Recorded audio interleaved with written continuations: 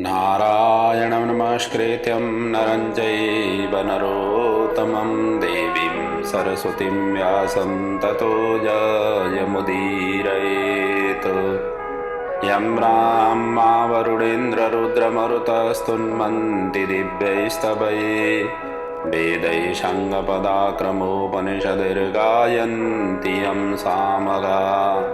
ध्यानावस्थिततद्गतेन मनसा पश्यन्ति यं योगिनो यस्यान्तं न विदुषुरासुरगणा देवाय तस्मै नमः। मूकं करोति वाचालं पङ्गं लङ्घयते गिरिं यत्कृपातमहं वन्दे परमानन्दमाधवम्। गुरुर्ब्रह्मा गुरुर्विष्णु गुरुर्देवो महेश्वर गुरुर्साक्षात् परब्रह्म तस्मै श्रीगुरवे नमः। श्री शिव महापुराण को जय। राष्ट्रदेव भगवान पशुपतिनाथ को जय। नेपालामा को जय। व्यास जी भगवान को जय। सद्गुरुदेव भगवान को जय। नेपाल भित्र र विश्वभरि छरिएर रहनुहुने समस्त आमा बुवा दाजुभाइ दिदीबहिनीहरूको हृदयमा विराजित भगवान पशुपति स्वरूप आत्मा तत्त्वलाई वन्दन गर्दै समस्त गुरु आचार्य विद्वान विदुषीहरूका चरणमा वन्दन गर्दै शिव महापुराणको यो अमर गाथालाई हजुरहरूको समक्षमा अनवरत रूपले पुर्याउने जमर्को गरिरहेको छु।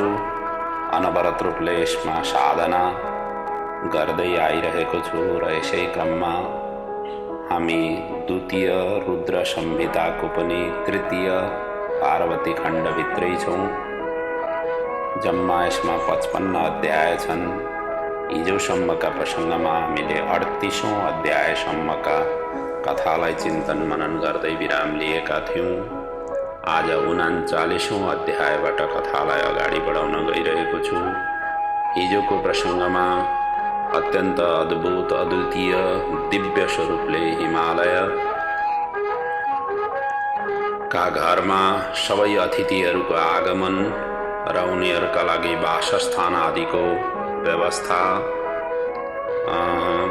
साथसाथमा समस्त वैवाहिक कार्यका लागि यज्ञ मण्डप आदिको निर्माण विश्वकर्माद्वारा गरिएका अनि समस्त बरातीहरूलाई बस्नका लागि जनवासका रूपमा विभिन्न प्रासादहरूको निर्माणको प्रसङ्गका चिन्तन मनन हामीले अत्यन्त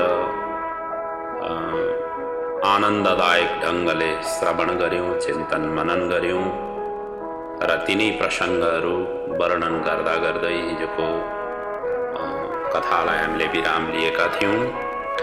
अब आज यता भगवान शिवजीको तर्फ के कस्ता किसिमका घटनाहरू घटे, अर्थात् शिवजीको के कस्तो किसिमको तयारीका साथ अब बराती अगाडि बढ्दैछन् आदिको प्रसङ्गहरूबाट आजको कथा अगाडि बढ्नेछ। ब्रह्माजी नारदजीलाई यो कथा श्रवण गराइरहनु भएको छ। उता सुतजी शौनकादि ऋषिहरूलाई कथा श्रवण गराइरहनु भएको छ। आउनुहोस् हामी पनि चिन्तन मननलाई अगाडि बढाउँ। ब्रह्माजी नारदजीलाई भन्नुहुन्छ, शिवजीले लग्न पत्रिका पाएपछि नारदको त्यति बेलै तिम्रै स्मरण गरे र नारदजी स्मरण गर्न साथ उपस्थित भइहाले र शिवजीले सबै देवता उपदेवता सिद्ध मुनि यक्ष नाग गुह्य किन्नर आदि सबैलाई निमन्त्रणा गर्नका लागि तिमीलाई हराए पठाए। विष्णु प्रभृति देवांश मुनिन् सिद्धान्नपि ध्रुवम् त्वं निमन्त्रय मद बाव्या मुनेन्यान्यापि सर्वत जसलाई निमन्त्रणा गर्नुपर्ने हो विष्णु आदि प्रभृति सबै देवताहरूलाई निमन्त्रण गरेर आऊ भनेर यसरी पठाउनुभयो र त्यही शिवजीको आज्ञा प्राप्त गरिसकेपछि तिमी नारद सर्वत्र मनोवेगले पुग्यौ र शिवको विवाहको निमन्त्रणा सबैलाई तिमीले प्रदान गर्यौ र सबैलाई निमन्त्रणा दिइसकेपछि पुनः तिमी कैलाश फर्कियौ र त्यसपछि यो विवाह सुसम्पन्न नहुन्जेलसम्म तिमी त्यहीँ नै बस्यौ र सबै कार्यका लागि तिमीले सहायता तिमीले प्रदान गर्यौ र यस्तो किसिमको वर्णन गर्दै ब्रह्माजी भन्नुहुन्छ त्यसरी फर्किसकेपछि उही सबैको तिमीले प्रतीक्षा गर्न थाल्यौ। शिवगण चारै दिशामा त्यति बेला उत्सव मनाइरहेका थिए र त्यसै क्रममा देवताहरू पनि निमन्त्रणा प्राप्त गरिसकेपछि आफ्ना वाहनहरूमा आफ्ना परिवार आफ्ना परिकर सहित अब आउन थाले। त्यसैको वर्णन अगाडि व्यासजी गर्नुहुन्छ। नारदजीले मनोवेगद्वारा निमन्त्रण दिएका सबै देवता लोकपाल दिक्पाल मुनि नाग सिद्ध उपदेवता सप्तमात्रिका षोडशमात्रिका चतुष्षष्ठी योगिनी आदि आफ्ना परिवार पार्षद सहित अब जन्तीमा सामेल हुनका लागि बरातीमा सामेल हुनका लागि कैलाशमा एकत्रित हुन थाले। यी सबैका आफ्ना वाहनहरू थिए, आभूषणहरू आफ्नै प्रकारका थिए, सेवकगण यिनीहरूका साथमा थिए। त्यसै गरी त्यतिकैमा चण्डिका देवी स्वयं शिवजीकी बहिनी बनेर प्रेत आसनमा बसेर त्यहाँ उपस्थित भइन्। शिवजीले सबैलाई एक एक गर्दै स्वागत गर्न थाल्नुभयो। अथोत्सवं महानासीत् कैलाशे परमोद्भुत नृत्यादिकं तदा चक्रो यथा योग्यं सुरस्त्रिय। अब त्यहाँ त अत्यन्त हर्षोल्लासका साथमा उत्सव हुन थालो।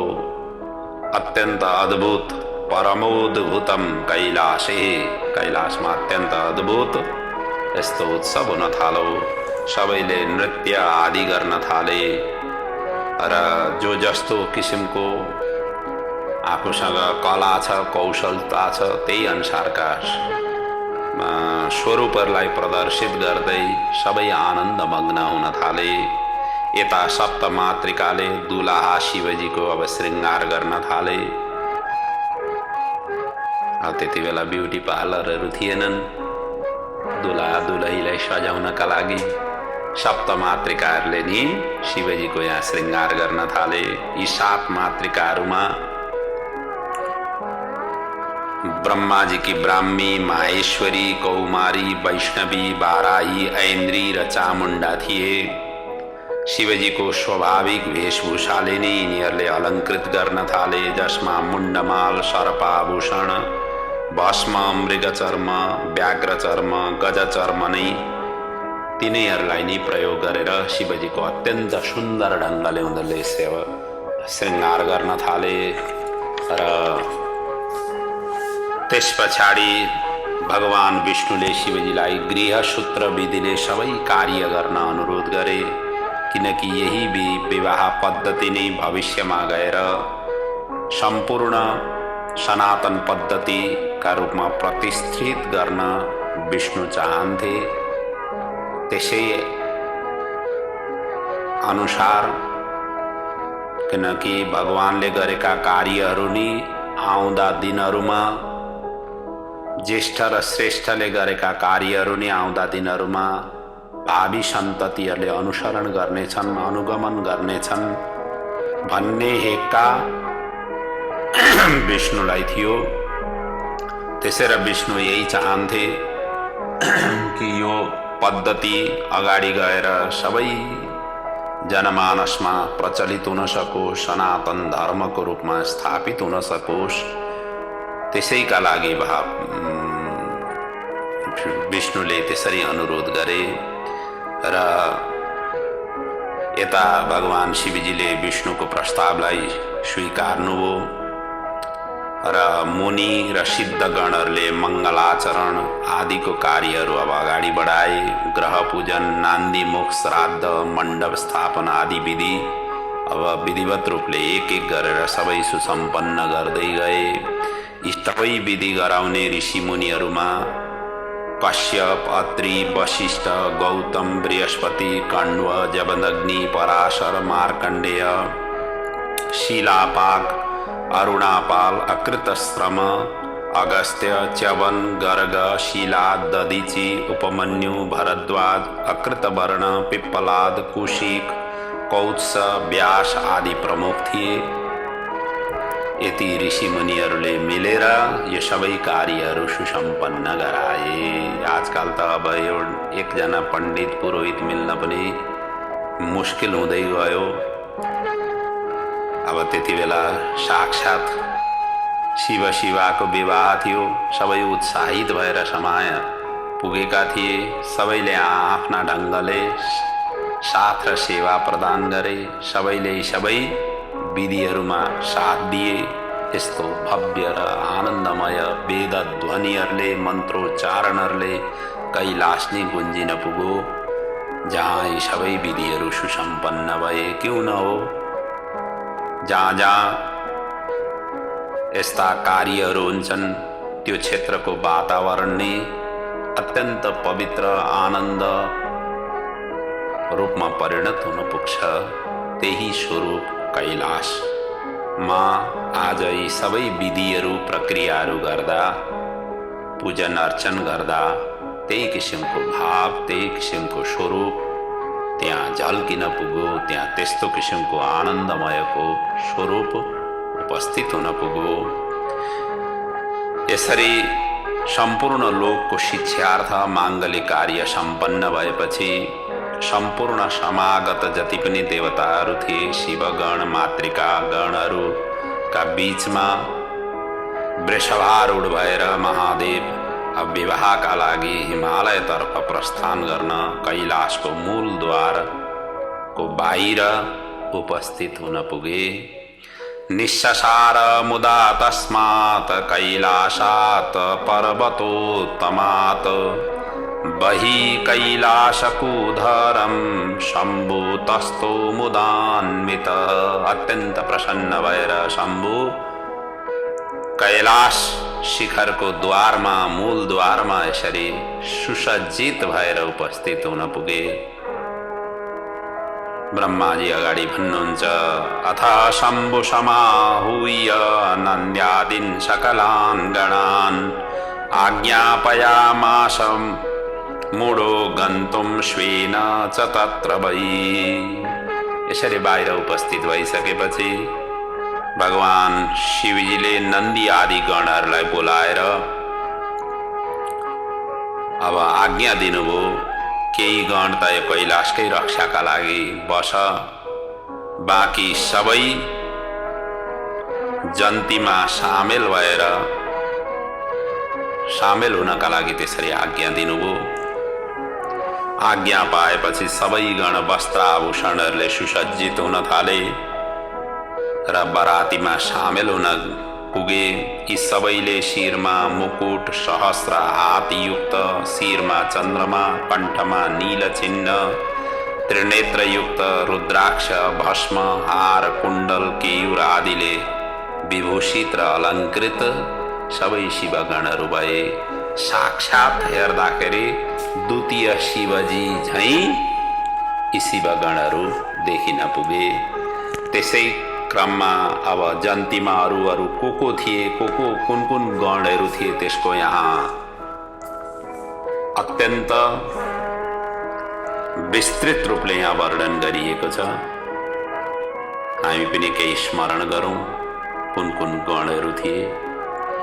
सामेल भएका प्रमुख गणहरूमा शङ्खकर्ण, केकराक्ष, विकृत, विशाख, पारिजात, विकृतानन, दुन्दुभ, कपाल, सन्दार, कन्दुक, कुण्डक, विष्टाम्ब, पिपल, सनादक, आवेशान, कुण्ड पर्वतक चन्द्रतापन कालक काल महाकाल अग्निक अग्निमुख आदित्य मूर्ध्वा धनवाहा सुनाह कुमुद अमोघ कोकिल सुमन्त्र काकपादोदर सन्तानक मधुपिंग कोकिल पूर्णभद्र नील चतुर्वक्त्र कर्ण अहिरोमक यज्वाक्ष शतमन्यो मेघमन्यो काष्ठगुड विरूपाक्ष सुकेश वृषभ सनातन कालकेतु षड्मुख चैत्र स्वयं प्रभु लकु लीस लोकांतक दीप्तात्मा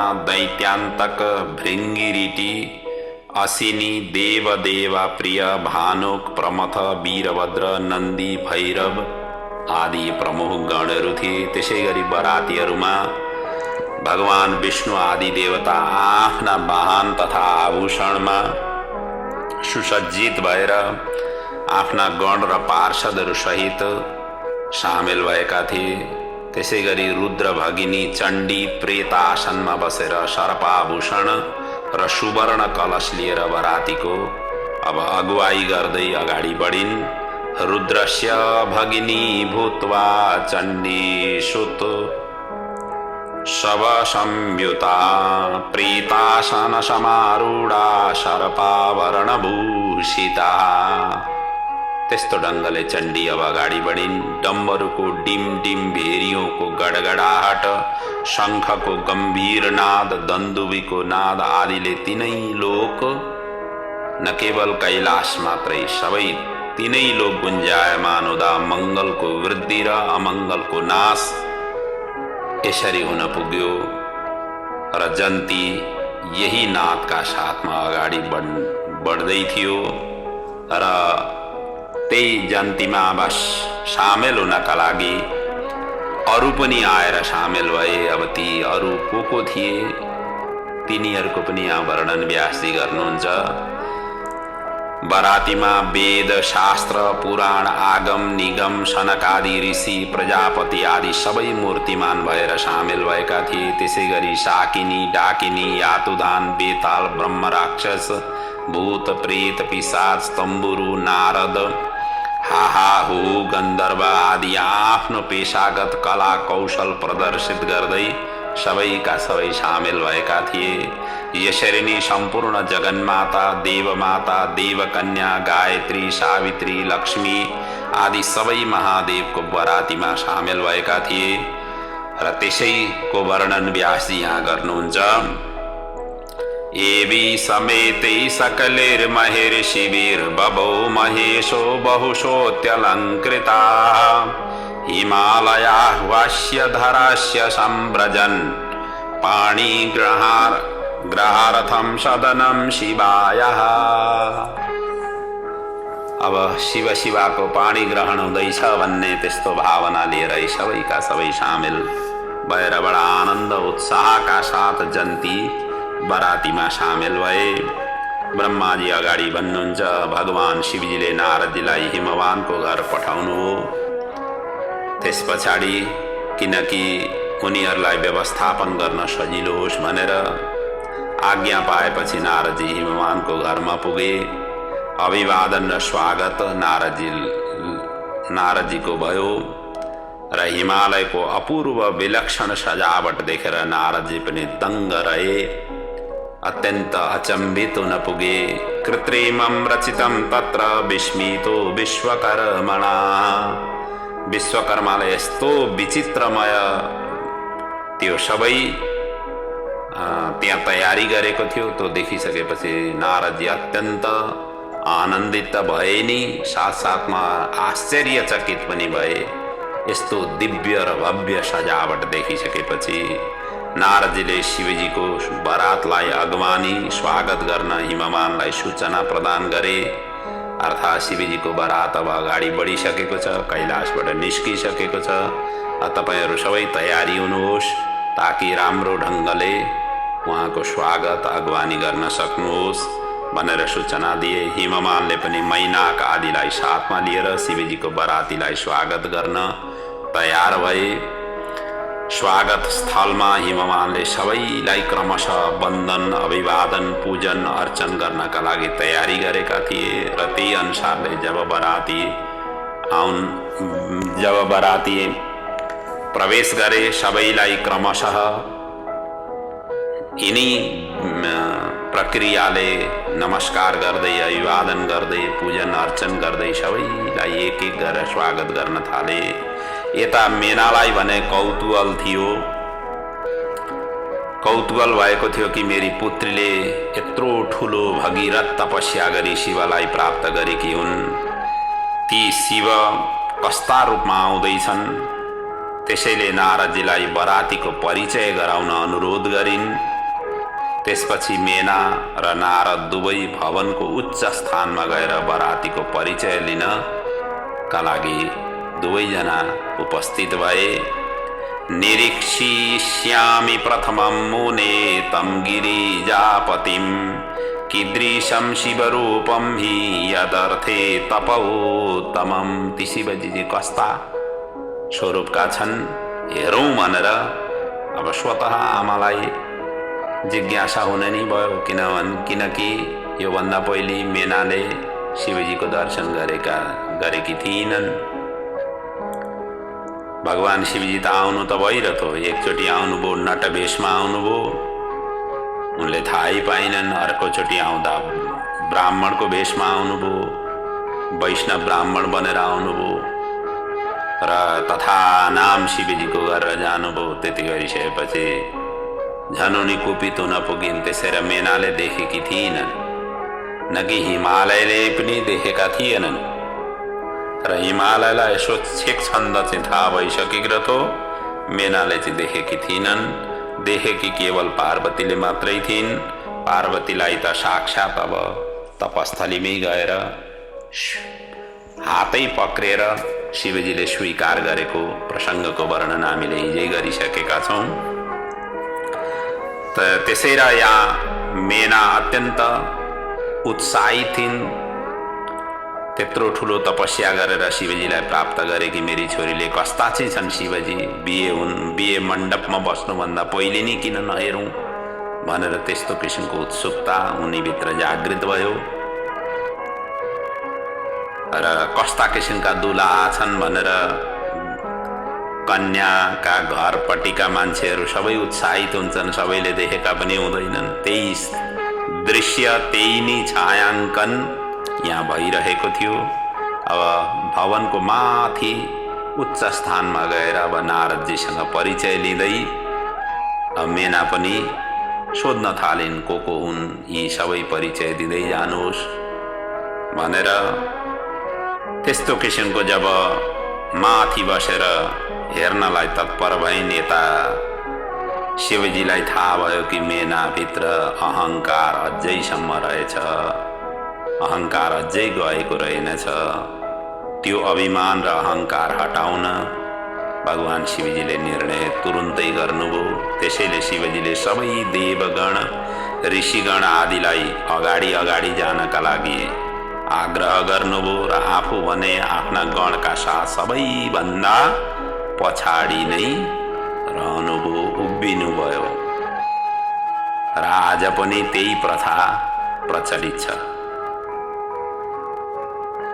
त्यही नै प्रथालाई अनुसरण अनुगमन गर्ने गरिन्छ।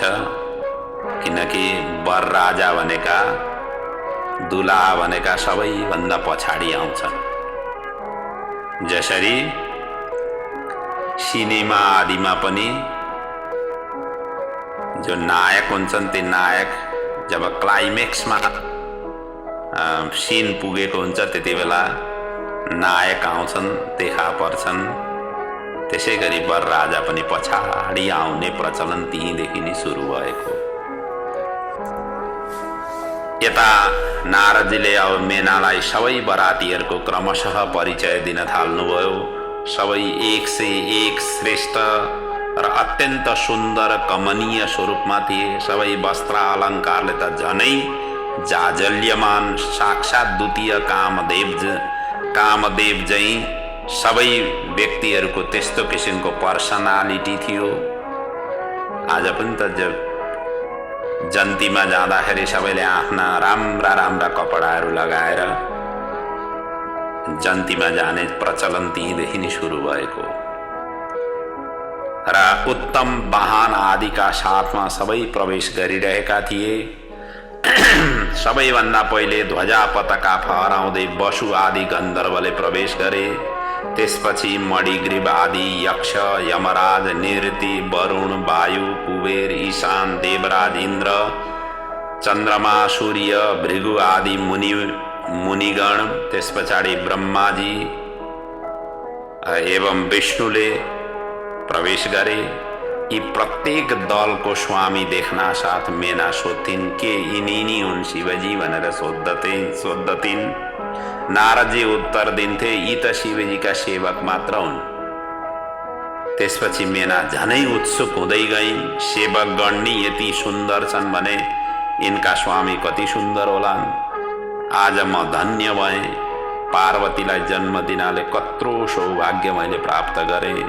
मेरी पुत्री आज भुवनपति सुन्दर वरको साथ विवाह गर्नेछिन् भनेर मनमा अब कुरो यसरी खेलाउन थालिन्। र त्यही भाव व्यासजी यहाँ वर्णन गर्दै हुनुहुन्छ। धन्याहं सर्वथा जाता पार्वत्या जन्मनादुना धन्यो गिरीश्वरोऽप्यथ सर्वं धन्यतमं मम ये ये दृष्टमया देवा नायकासु प्रभान्विता ये तेषां यः पतिश्रोत्र पतिरस्या भविष्यति भनेर यसरी मनमा कुराहरू खेलाउन थालिन्। यसरी मेना गदगद, आनन्दित, प्रफुल्लित, अत्यन्त रोमाञ्चित भइरहेकी थिइन्। त्यति बेलै नै वर राजा शिवजी आफ्ना गण, भूत, प्रेत, पिशाच, डाकिनी, शाकिनी आदिका साथमा पदार्पण गर्न पुग्नुभयो। शिवजी भगवानको जय, महादेवको जय। यिनलाई देख्न साथ नारदजीले मेनालाई इशारा गर्दै भने यिनै तपाईका हुनेवाला ज्वाइँ हुन् है भनेर यसरी औंलाले संकेत गर्दै देखाइदिनु भयो। अयं सह शंकर साक्षात् दृश्यतां सुन्दरी त्वया। हे सुन्दरी, हे मेनका, तपाईं हेर्नुहोस्, यिनै नि हुन् हुनेवाला ज्वाइँ। यी गणहरूका अंग प्रत्यंग सबै विचित्र थिए। भूत प्रेतका अंग प्रत्यंग कस्ता हुन्? कसैका मुख टेढ़ा थिए, कसैका कोही त कुरूप थिए, कोही विकराल शरीर थिए, त कोही शरीर बौना शरीरका थिए, कोही त दाढी जुगाले भरिएका थिए, कोही लंगड़ा मतलब लंगड़े टाइप का थिए, त कोही अंधे थिए। कसैका दण्ड, कसैका पास, कसैले मुदगर लिएका थिए। कतिपयले आफ्ना वाहनलाई विपरीत दिशामा लाँदै थिए। कोही सिंह, कोही डम्बरू, त कोही गोमुख बजाउँदै थिए। त्यसै गरी कसैका मुखै थिएनन्, कसैका मुख पछाडि पट्टी थिए, कसैका अनेक मुख थिए, कसैका हात थिएनन्, कसैका उल्टो दिशामा हात देखिन्थे, कसैका ज्यादा हात थिए, कसैका शिरै थिएनन्, कसैका विचित्र शिर थिए भने कसैका अनेक शिर देखिन्थे। कसैका कान नै थिएनन् त कसैका अनेक कान देखिन्थे। यसरी नाना रूपमा भेष भूषा पनि त्यही अनुसारकै थियो। त्यस्ता किसिमका अलङ्कृत विभूषित धारण गरेका असंख्य गणहरूका बीचमा भगवान शिवजी हुनुहुन्थ्यो। यस्ता किसिमका गणहरूका बीचमा देखिसकेपछि निर्गुण हुँदा हुँदै पनि भगवान गुणवान देखिनुहुन्थ्यो। वृषभमा बसेका 5 मुखयुक्त भगवान शिवजी हुनुहुन्थ्यो। प्रत्येक मुखमा 3-3 नेत्रले शोभायमान थिए। सम्पूर्ण अंगमा विभूति, मस्तक जटाजूटले युक्त अनि चन्द्रमाको मुकुट धारण गरेका थिए। त्यसै गरी 10 हात मध्ये एउटा हातमा कपाल थियो, अर्कोमा पिनाक धनुष, अर्कोमा त्रिशूल, अर्कोमा अभय मुद्रा, अर्कोमा डमरू लिएका र बागम्बरको दुपट्टा ओढेका, आँखा अत्यन्त भयानक देखिन्थे, विकराल स्वरूपका आँखा थिए। अनि त्यसै गरी हात्तीको छाला ओढेका, मृगको छाला कटी प्रदेशमा मतलब कमरबन्दमा बाँधेका, यस्ता किसिमका वस्त्र आभूषणहरूले धारण गरेका शिवजीको अकल्पनीय अशोचनीय रूप देखेर मैनाको होस आवास उडियो, भय विह्वल भइन् र हावाको झैं शरीर जमिनमा ढल्यो र बेहोस हुन पुगिन्। शिवजीलाई हेर्न गएकिन्। शिवजीको स्वरूप र शिवजीका गणहरू हेरिसकेपछि आफै बेहोस भएर पृथ्वीमा ढलिन्। सपपात द्रुतं भूमौ मेना दुःखभरा सती, किमिदं विकृतं दृष्ट्वा वञ्चिताहं दुराग्रहे। भगवान शिवजीले त्यो सबै माया रच्नु भएको थियो, त्यो पनि मेनाको गर्भलाई नाश गर्नका लागि। त्यही गर्भलाई नै नाश गर्नलाई, मेनालाई मोहित गराउनका लागि यो सबै रूप, चित्र विचित्र रूप उहाँले रचना गर्नुभयो। तर मेनाले यो कुरो बुझिनन्। मेना त मूर्छित भइन्। अब मेनाले मूर्छित भइसकेपछि स्थिति अर्कैतिर मोडिन पुग्यो। मेनाका साथमा जति पनि सखीहरू थिए ती सखीहरूले बिस्तारै मेनालाई हावा पंखाहरू गर्न थाले, पानीका छिटा दिन थाले, अनेक प्रकारले। अनि बिउजाए। बिउताइसकेपछि अलिकति चेतना अवस्थामा फर्किन् र विलाप गर्न थालिन्। मेना त छोरीको बिहे गर्नुपर्ने, कन्यादान गर्नुपर्ने, अब त्यहाँ रुन पो थालिन्। मेना त रुँदै के भन्न थालिन् भने, किम करोमि क्व गच्छामि को मे दुःख व्यपोहताम्, कुलादिकं विनष्टं मे विहितं जीवितं मम। किम करोमि, अब मैं के गरूं, क्व गच्छामि, कहाँ जाऊं, को मे दुःख व्यपोहताम्, मेरो दुःखलाई कसले अब हरण गरिदिन्छ, कुलादिकं विनष्टं मे, मेरो कुल नै नष्ट भयो, मेरो जीवन नै धिक्कार रह्यो। त्यस पछाडि नारदजीलाई धिक्कार्न थालिन्, किनकि उनले नि पार्वतीलाई फकाएर शिवजीको तपस्या गर्न लगाएका थिए, उनीले नि कण्ठी बाँधेका थिए। सबैभन्दा पहिले नारदजीलाई नि धिक्कारिन्। त्यस पछाडि वशिष्ठ र अरुन्धती र सप्तर्षिगणलाई नि धिक्कार्न पुगिन्। यिनीहरूले नि फसलाई फुसलाई पारेर विवाह गर्नका लागि मन्जुरी लिएका थिए, हामीले वाग्दान दिएका थियौं, किनकि मोहित गरेर उनीहरूले नि फसाएका थिए, विवाह गर्नका लागि उनीहरूले नि उक्साएका थिए। त्यसपछि मेनाले आफ्नी पुत्री पार्वतीमाथि पनि क्रोधित हुँदै भन्न थालिन्, अरे दुष्ट पुत्री, तिमीले कुन कर्म गर्यौ जो मेरा लागि दुःखदायक सिद्ध बनायौ। तिमीले सुवर्ण दिएर काँच लियौ, चन्दन छोडेर किचड उठायौ, हंसलाई उडाएर पिजडामा काग राख्यौ, गंगाजल फ्याँकेर कुवाको पानी पियौ, चामल छोडेर भुस खायौ, सिंहको आश्रय छोडेर स्यालको सेवन गर्यौ, घरमा राखेको मंगलमय यशरूपी विभूतिलाई हटाएर चिताको अमंगलमयी खरानी आफ्नो पछ्यौरीमा तिमीले बाँध्यौ। अरे म बन्द्या किन भइन, म बाँझै किन रहिन, मैले किन छोरी पाएँ, या जन्म लिना साथ किन म मरिन, या राक्षस आदिले किन मलाई उठाएनन्। बन्द्याहम न कथम जाता गर्भो न गलित कथम, अथो न वा मृता चाहम पुत्रिका न मृता कथम। या छोरी नि जन्मिने साथै किन मर्न गइनन्, अर्थात् किन मृत्यु उनको भएन। यसरी मेनाले पूर्वापर प्रसङ्गको स्मरण गर्दै लामो समयसम्म विलाप गरिरहिन्। खुदलाई धिक्कार्दै अन्तिममा फेरि बेहोस हुन पुगिन्। त्यति बेला सबै देवता शिवजीको मायाले शिवजीले प्रेरित भएर त्यहाँ उपस्थित हुन पुगे अनि सबैले सम्झाउन थाले। यता बेहोस भएकी मेनालाई पुनः होसमा ल्याइयो। त्यति बेलासम्म सबै देवताहरू त्यहाँ उपस्थित थिए। मेना होसमा आइन् र चारैतर्फ यसो हेरिन्। सबै देवताका स्वरूपहरूलाई देखेर दुखित भएर मेनालाई क्रमशः सबैले सम्झाउन थाले, मनाउन थाले।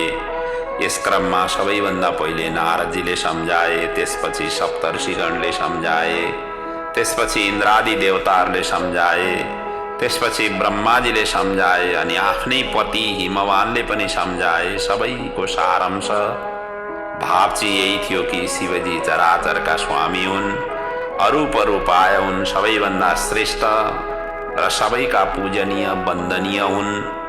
तिम्रो अवतार पनि पितर कन्याको रूपमा देव कार्यका लागि भएको, त्यसैले आफ्नी पुत्रीको विवाह शिवको साथमा गरेर जीवन सफल बनाऊ, यही सबैको सार थियो। यिनी भावहरू समेटेर सबैले सम्झाउन थाले। मेनाले सबैका कुरा सुन्दै सबैका कुराहरूलाई अस्वीकार गर्दै गइन्। कसैका कुरालाई उनले पत्याइनन्। शिवजीलाई आफ्नी कन्या नदिने अठोटमा अब उनी पुगिन्। त्यसपछि पुत्री पार्वतीले सम्झाउँदै भनिन् अन्तिममा र आफ्नो अठोट पनि उनले व्यक्त गरिन् कि शिवजी भन्दा अरूसँग म कसैसँग विवाह गर्दिन, शिवजी सँगै मात्रै म विवाह गर्नेछु। यो मेरो यो पहिलो र अन्तिम निर्णय हो भनेर पार्वतीले त्यहाँ आएर भनिन्। अन्तिममा त्यति भनिसकेपछि पनि मेनकालाई दिनका लागि तयार भइनन्। आफ्नो निर्णय अठोट र अदम्य रूपले स्थापित गरेर राखिन्। म अब शिवजीसँग मेरी आफ्नी छोरीको कन्यादान गर्दिन नि भन्ने अठोटमा रहिन्। त्यसपछि अन्तिममा भगवान विष्णुले मेनालाई राम्ररी सम्झाए, सबै यथार्थ कुराहरू सम्झाए। त्यसपछि भने मेना अलिकति शान्त हुन पुगिन् र आफ्नो अठोटलाई कम गर्दै राय व्यक्त गरिन्, आफ्नो भावना व्यक्त गरिन् कि यदि सुन्दर श्रृङ्गार गरेर राम्रो बनेर शिवजी आउनुभयो भने मात्र म कन्या दिनेछु, अन्यथा यसै हालतमा यहाँ विवाह मण्डपमा बस्नुभयो भनेदेखि म कन्यादान दिन सक्दिनँ, कन्यादान दिने छुइनँ। त्यस्तो हालतमै आउनुभयो भनेदेखि कुनै हालतमा पनि म कन्या दिने छैन। यदि रम्यतनो स्यात् तदा देयमया सुता, राम्रो सुन्दर बनेर आउनुभयो भने मात्रै म दिन सक्छु। यदि उहाँ अरूप रूपाय हुनुहुन्छ भनेदेखि आफ्नो रूप बदलेर स्वरूपमा आउनुहोला। नान्यथा कोटिशो यत्नैर्वच्मि सत्यम दृढं वच, यदि त्यसो गरेर आउनु भएन भनेदेखि म कुनै पनि हालतले आफ्नी कन्याको हात शिवजीको हातमा सुम्पिनेवाला छुइन। धन्य छ शिव माया, जो सबैलाई मोहमा फसाउँछ। आज मेना बार बार मोहमा फसिरहेकी छ। साक्षात भगवानका अवतार स्वरूप यस्ता दिव्य आत्माहरू त मोहमा फस्छन् भने हामी त साधारण मनुष्य हौँ। हाम्रा त विकारहरू उथल पुथल भइ नै रहन्छन्। काम, क्रोध, लोभ, मोह, मद, मात्सर्य हाम्रा वासनाहरू कति छन्, ती सबै बिउतिरहन्छन् भने हामीले कसरी माया मोहबाट हामी माथि उठ्नु। आज यस्ता विशाल आत्मा भएका स्वयं भगवानका अंश अवतारका रूपमा अवतरित भएका व्यक्तिहरू त यसरी मोहित भइरहेका छन् भने हामी त उनीहरूका सामुन्ने कुन स्वरूपमा छौँ यसो चिन्तन गरौँ न, मनन गरौँ न। अब त्यस पछाडि के घटना घटो त्यसको वर्णन अब यहाँ व्यासजी अगाडि गर्नुहुन्छ। मेनाको आशय बुझेपछि विष्णुले तुरुन्त नारदजीलाई प्रेरित गर्नुभयो, शिवजीलाई गएर यो सारा वृत्तान्त बताओ, सुन्दर बनेर मात्रै यज्ञ मण्डप मतलब प्रवेश गर्नु भनेर बताइदेऊ, यो सूचना प्रदान गर भनेर नारदजीलाई हराउनुभयो। त्यसपछि नारदजी शिवजी समीप गएर सारा वृत्तान्त उनले पनि बताए र शिवजीले पनि तुरुन्तै सुन्दर लावण्य रूपमा आफूलाई बदल्नुभयो र अगाडि बढ्दै जानुभयो। स्वरूप उत्तमं दिव्यं कृपालुत्वं च दर्शितं तद्दृष्ट्वा सुन्दरं शम्भु स्वरूपं मन्मथादिकम्।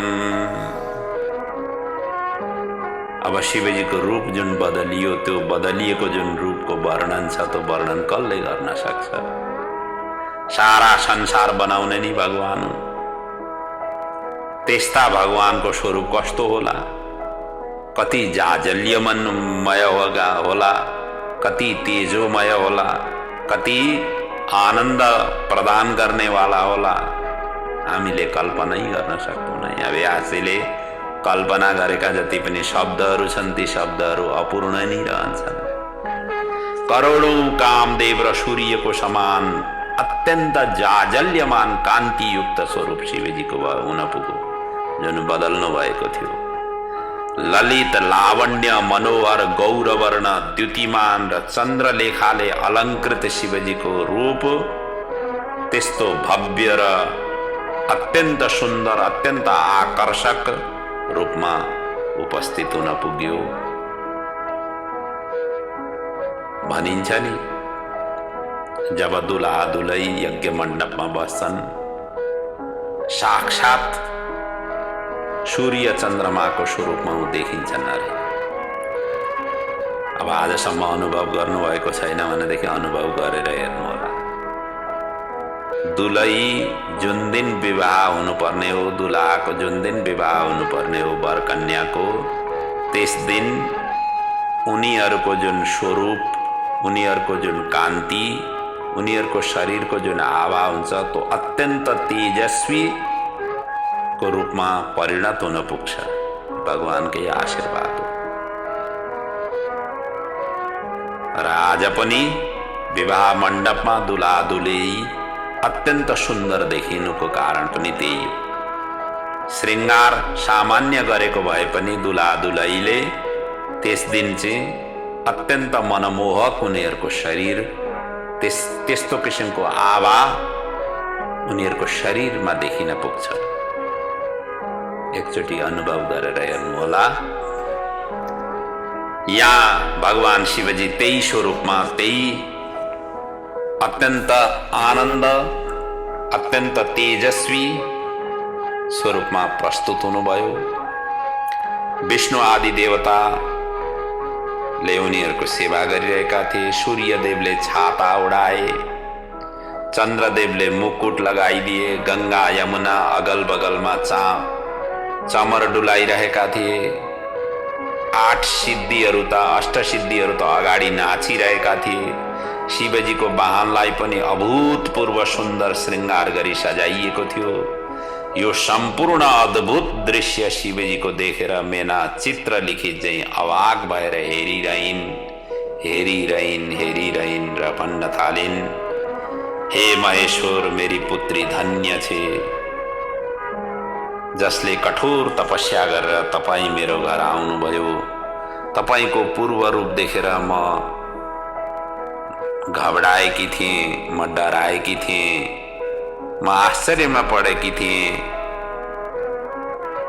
त्यसैले तपाईंको मैले निन्दा पनि गरेँ। त्यो निन्दालाई मलाई क्षमा गरिदिनुहोस्। तपाईं अब प्रसन्न हुनुहोस्।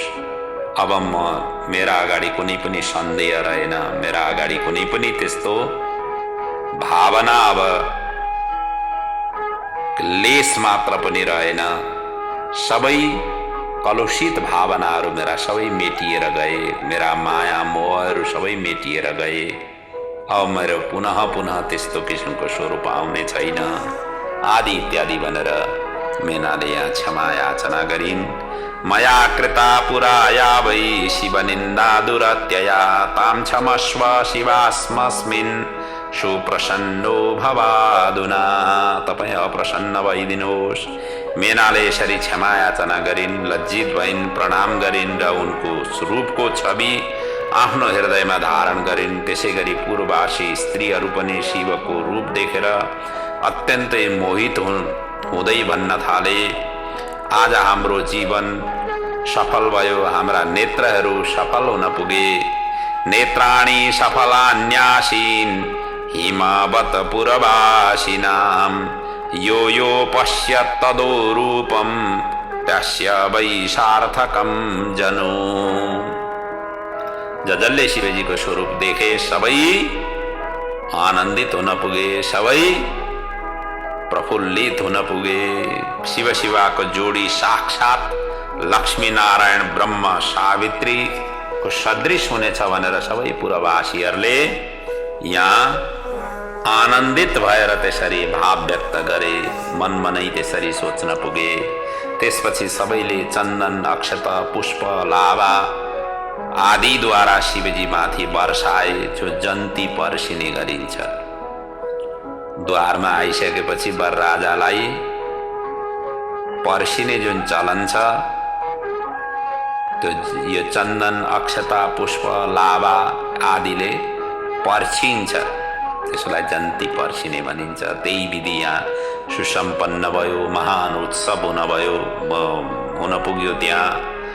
र मेना हिमवानले आफ्नो जीवन धन्य भयो भन्दै भाग्यको उनीहरूले सराहना गर्न थाले। भगवान शिव पनि प्रसन्न चित्त भएर आफ्ना समस्त गण र देवताहरूका साथ हिमवानको मूल द्वारमा पुग्नुभयो। जहाँ स्वागतदार द्वार छ, जहाँ मूल द्वार छ, त्यहाँ उपस्थित हुनुभयो। मेनाले भित्रबाट आरती सजाएर द्वारमा स्वागत गर्न थालिन्। वरराजा आइसकेपछि कन्याकी आमाले वरराजाको स्वागत आरती उतारेर गर्नुपर्ने चलन तीदेखि नै प्रसिद्ध भएको हो।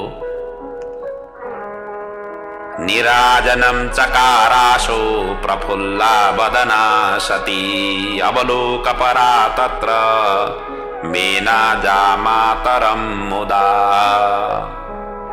आफ्नो ज्वाइँको उनले प्रफुल्ल वदन आफ्नो एकदम प्रसन्न चित्त भएर त्यसरी स्वागत गरिन्, निराजन गरिन्, आरती उतारिन्। आज मेनालाई लाग्यो कि आफ्नी पुत्रीले जस्तो शिवजीको वर्णन पहिले गरेकी थिए त्यो रूप लावण्य भन्दा पनि अत्यन्त अधिक सौन्दर्यवान शिवजीको अंग कान्तिमा उनले देखिन्।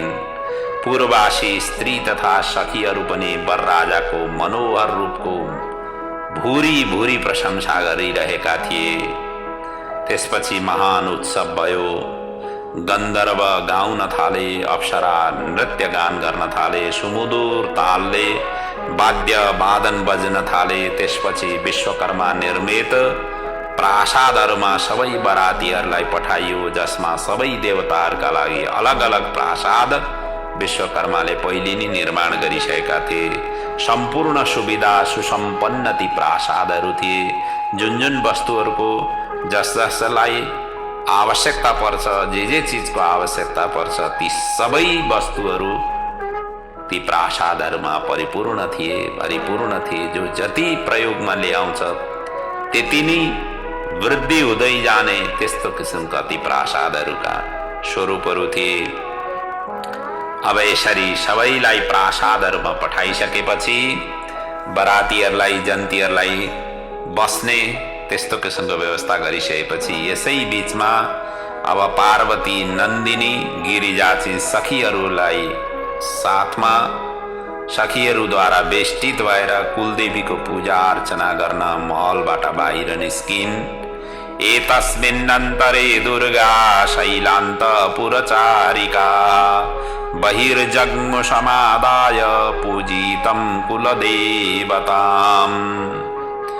पार्वतीको सौन्दर्य यति मनमोहक थियो कि कुनै वस्तुसँग तुलना योग्य नै थिएन। किन नहोस्, विश्वम्भरा स्वरूपिणी भगवती जगदम्बिका जगन्माता, जगत की अधिष्ठात्री शक्ति स्वरूपिणी उन पार्वती, त्यस्ती दिव्य स्वरूपिणी पार्वती को अंग कान्ति को तुलना केले गर्ने? उहाँबाट यो सारा संसार यति सुन्दर छ, यति आनन्ददायक छ, यति मनमोहक छ। सारा प्रकृति जगत को प्राकट्य नि उनकै अंगबाट भएको, उनकै अंग स्वरूप हुन्। आज त्यस्ती जगन्माताको तुलना के का साथमा गर्ने? त्यसैले यस्तो तुलना कसैसँग पनि तुलना गर्ने योग्य थिएन। त्यस्तो अद्भुत, अत्यन्त तेजस्वी, अत्यन्त जाजल्यमान स्वरूप माँ जगदम्बिकाको थियो। करोडौं रति या करोडौं चन्द्रमाको कान्ति युक्त पार्वतीको दिव्य आभूषणले शरीर सजिएको थियो। देवताहरू पार्वतीको रूप लावण्य कान्ति आभालाई हेरेर चित्र लिखित झैं हेरिरहे। उनीहरूले शिव शिवाको यो दिव्य युगल जोडी त्रिलोकमै अनुपम थियो। पार्वतीले आफ्नी कुलदेवी अम्बिका देवीको ब्राह्मणद्वारा विधिवत पूजा अर्चना गरिन् र रमणीय महलमा पुनः फर्किन्। यसरी गिरिराजले बनाएको जनवास जुन प्रासाद छ, जुन महल छ, मा सबै बरातीहरू सुखपूर्वक निवास गर्दै शिवजीको सेवा र शुभ विवाहको प्रतीक्षा सबै गर्न थाले। तत्र सर्वे सुखम तस्तु सेवान्तं शङ्करं यथा सम्मानित गिरीशेन नानाविधि सुसम्पदा। अब यस पछाडिका प्रसङ्ग भनेका विवाहका प्रसङ्गहरू छन्। अब विवाह आरम्भको प्रसङ्ग छ, कन्यादानको प्रसङ्ग छ, माथि अग्निको परिक्रमाको प्रसङ्गहरू छन्। अब अत्यन्त रोचक, अत्यन्त आनन्ददायक प्रसङ्गहरू छन्।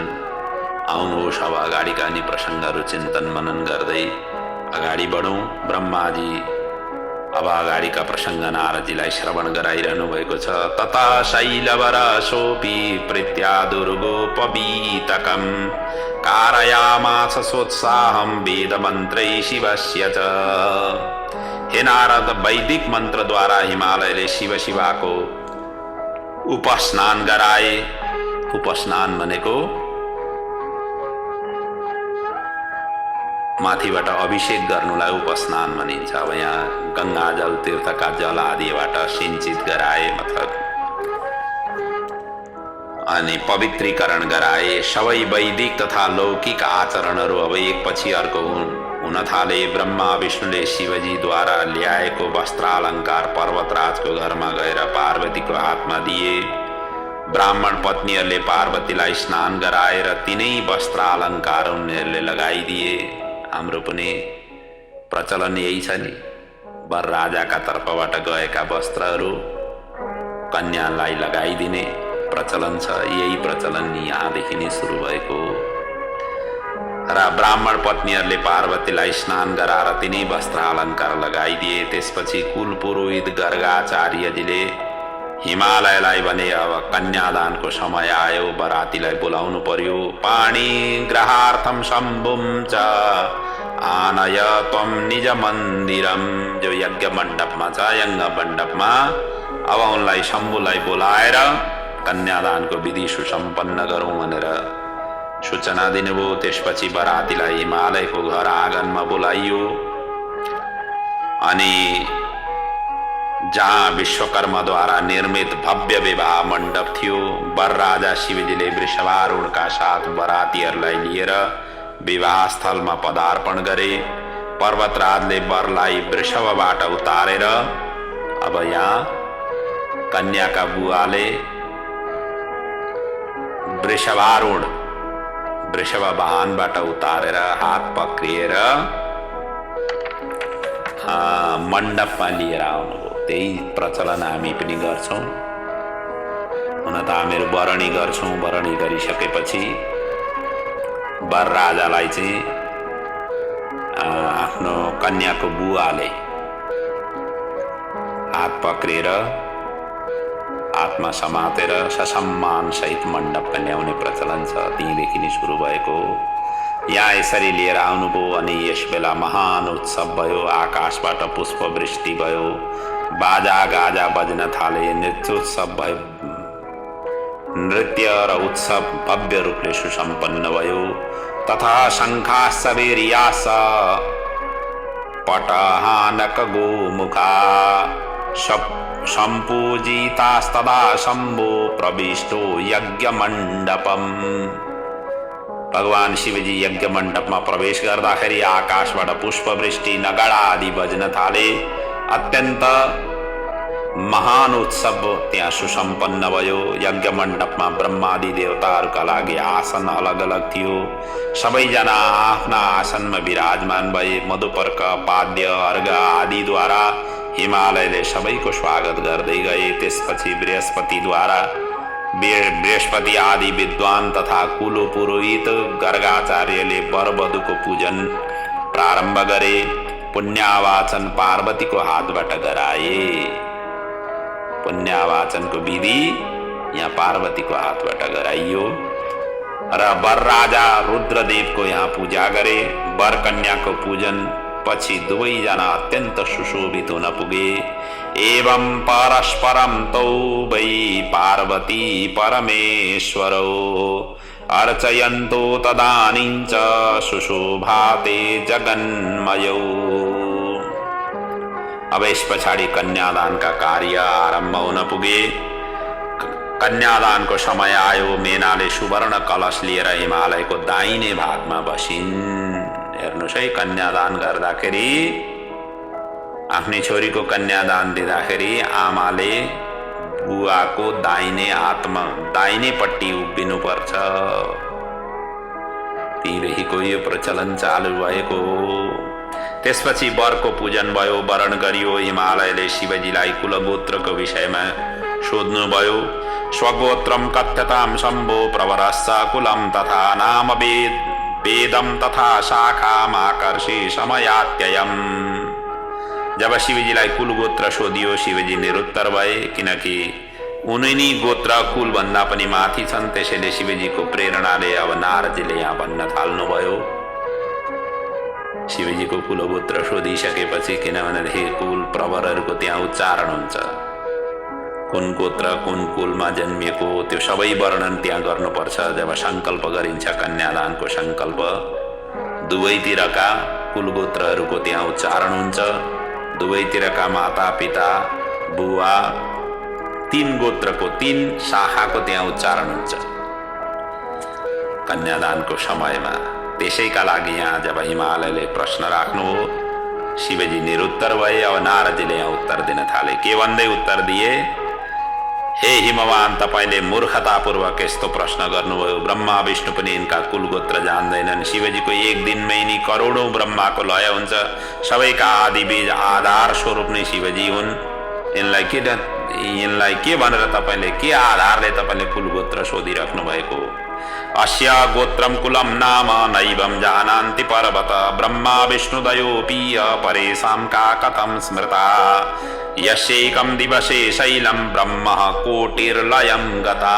एक दिनमा नि सारा ब्रह्माण्ड कति करोडौं ब्रह्माको लय हुन्छ। यस्ता व्यक्तिलाई तपाईले कुलगोत्र सोधिराख्नु भएको छ। आज पार्वतीको तपोबलको कारणले निर्गुण स्वरूप ब्रह्मको साकार दर्शन तपाईले गर्न पाइरहनु भएको छ। जो भिक्षुक बनेर तपाईको समक्ष आएका छन्, यिनको कुनै रूप गुण नै छैन। यिनी सम्पूर्ण तत्त्वभन्दा पर छन्, अर्थात् यी स्वतन्त्र छन्। अरूपोऽयं परः ब्रह्म निर्गुणं प्रकृते पर निराकारो निर्विकारी मायाधीश परात्पर। यस्ता किसिमका स्वरूपका शिवजीलाई तपाईले कुलगोत्र सोधिराख्नु भएको छ। कुन कुल कुन गोत्र भनेर ब्रह्मा विष्णुले यिनको ज्योतिर्लिङ्गको वास्तविक स्वरूप पत्ता लगाउन माथि तल गए, तर थाहा पाउन सकेनन्। त्यसै फर्किएका थिए। यिनी यस्ता अगम्य अगोचर हुन्। अहिले तपाईँ बहिर्मुख भएर शिवजीलाई हेरिरहनु भएको छ। त्यसैले तपाईले यस्तो प्रश्न गर्नुभयो। वास्तवमा शिव स्वरूपको कोही पनि राम्रै जान्दैनन्। शिवजीले जब जब सगुण बन्ने इच्छा गर्नुभयो, तब तब केवल नाद मात्र प्रकट भयो। त्यसैले शिव भनेको नाद र नाद भनेको नि शिव हो। सगुणस्य महेशस्य लीलया रूपधारिण गोत्रम कुलम विजानीय नादमेव हि केवलम शिवो नादमयः सत्यम नादः शिवमयम तथा उभयो अन्तरम नास्ति नादस्य च शिवस्य च। त्यसैले यिनी दुईटामा केही अन्तर छैन। नारदजीको वाणीलाई सबैले स्वागत गरे, स्वीकारे र साधुवाद दिए। हिमालय पनि प्रसन्न भए, उनलाई आत्मा प्रबोधन भयो र कन्यादान गर्दै यो मन्त्र उच्चारण गरे। इमाम कन्याम तुभ्यम अहम ददामि परमेश्वर भार्यार्थम परिगृह्णेष्व प्रसीद सकलेश्वर भन्दै कन्याको पिताले यो मन्त्र उच्चारण गर्दै कन्यादान गर्नुपर्छ। त्यही मन्त्रको यहाँ उच्चारण गरिएको छ र विवाह पद्धतिमा यिनी मन्त्रहरूका उच्चारण गरिएका छन्, लेखिएका छन्। र आफ्नै कन्याको हात शिवजीको हातमा उहाँले दिनुभयो। त्यसपछि लोकाचारको आश्रय लिँदै शिवजीले पनि पृथ्वीको स्पर्श गर्नुभयो अनि कामस्तुतिको यो मन्त्र उच्चारण गर्नुभयो। शिवजी भन्नुहुन्छ ओम कोदात कस्मादात कामोदात कामायादात कामोदाता काम प्रतिगृहिता कामयी तत्ते। यो मन्त्रको उच्चारण वर राजाले उच्चारण गर्नुपर्छ। जब कन्याको हात आफ्नो हातमा आइसकेपछि, कन्यादानको कार्य सम्पन्न भएपछि सर्वत्र शिव शिवाको जय जयकार भयो। आकाशबाट निरन्तर रूपले पुष्पवृष्टि भइरहेको थियो। अप्सराहरू नाचिरहेका थिए। श्रेष्ठ गन्धर्व गाउन थाले, दिव्य वाद्य वादन बज्न थाले। सबै प्रसन्नताले आमोद प्रमोद भए। त्यसपछि हिमालयले कन्यादानको साङ्गतार्थ यथा योग्य उत्तम द्रव्य आभूषण गौ बाजी अय दास दासी आदि सुसमर्पित गरे, जुन कन्यादान पछि आफ्ना छोरीका निमित्तमा प्रदान गरिन्छ। यहीँदेखि नै यसरी प्रचलन सुरु भएको हो। हिमालय तुष्टमना पार्वती शिवप्रीतये नानाविधानि द्रव्याणि ददौ तत्र मुनीश्वर। त्यसपछि हिमालयको आज्ञानुसार पार्वतीको शिरमा मुनिहरूले शान्ति कलशको अमृत जलले अभिषेक गरे, जुन सबै प्रकारबाट जीवन सुमधुर रहोस् भनेर अभिषेक यसरी गरिन्छ। त्यही विधि यहाँ सुसम्पन्न भयो। शिरोभिषेकम चक्रुस्ते शिवाया परमोत्सव। अत्यन्त उत्सवका सहित उनको शिराभिषेक गरियो। यस्तो दिव्य र आनन्दमय विवाहको कार्य भइरहेको छ। समयले हामीलाई बिदाई लिइसकेको छ। बाँकी विवाहका अन्य कार्यहरू हामी भोलिका दिनका प्रसङ्गहरूमा श्रवण गर्नेछौँ, चिन्तन मनन गर्नेछौँ। आजको कथालाई यहीं विश्राम लिँदै अब अगाडिका जुन विवाहका बाँकी रहेका प्रक्रियाहरू र विवाह पश्चात बरातीहरूको विदाईका प्रसङ्गहरू छन्, बडा अत्यन्त अद्भुत, अत्यन्त आनन्ददायक, अत्यन्त ज्ञानवर्धक यी प्रसङ्गहरू छन्। यी प्रसङ्गहरूका चिन्तन मनन अगाडिका दिनमा हामी गर्दै जानेछौँ। आजलाई यहीं म बिट मार्दैछु। ओम पूर्णमदः पूर्णमिदं पूर्णात् पूर्णमुदच्यते पूर्णस्य पूर्णमादाय पूर्णमेवावशिष्यते। ओम शान्तिः शान्तिः शान्तिः। ओम।